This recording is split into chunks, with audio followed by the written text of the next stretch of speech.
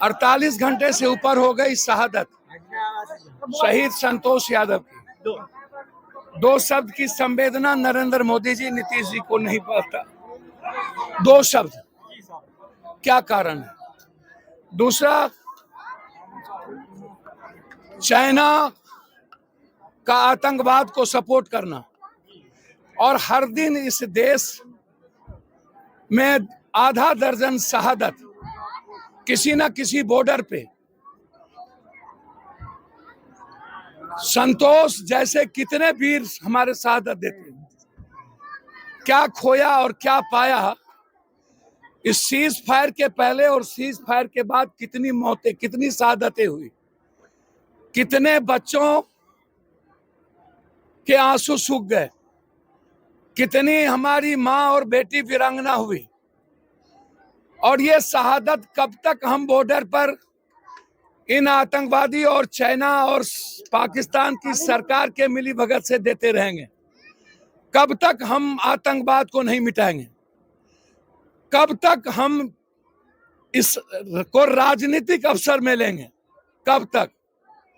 कब तक हर घटना को हम अवसर में चुनेंगे?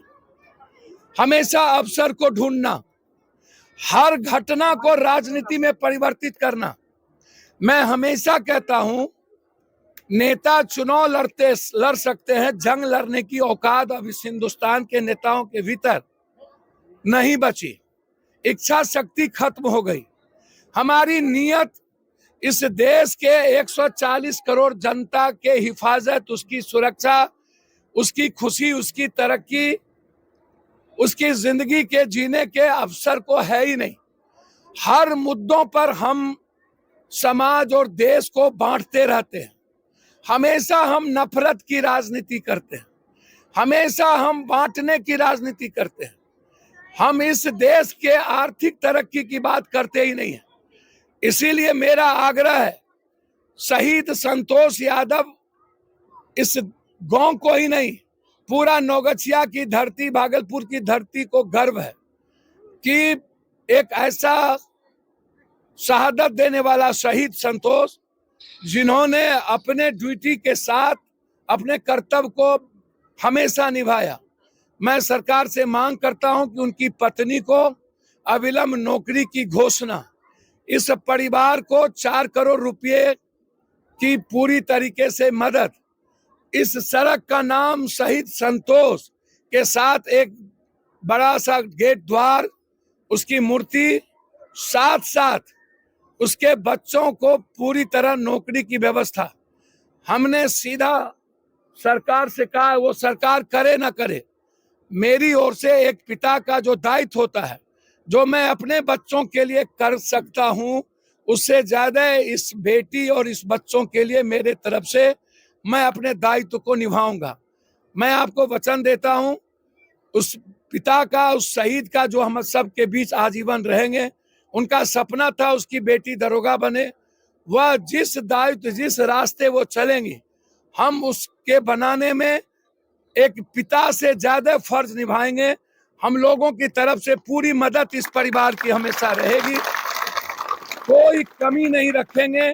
लेकिन मेरा सरकार से अंतिम सवाल यही है कि शहादत कब तक राजनीति को आप चुनिएगा? कब तक जाति धर्म के आधार पर शहीद का मूल्यांकन होगा? और क्या इस देश का खजाना शहीद और हमारे आर्म्ड फोर्सेस के शहादत पर नहीं होगी तो कहां होगा? भगोरे पर। इसीलिए मेरा आग्रह है कि किसी भी शहीद, कोई शहीद हो रहा हो, हम छपरा भी गए, सब जगह, हम हर जगह इस देश के शहीदों के जगह गए और हमने जितनी हमारी हैसियत है उतनी मैं मदद करता हूं, हमारी जितनी औकात है। मैं देश के हर परिस्थितियों में मेरी कोशिश होती है, चाहे कोई भी घटना घटे वहां मैं जाके मदद करूं।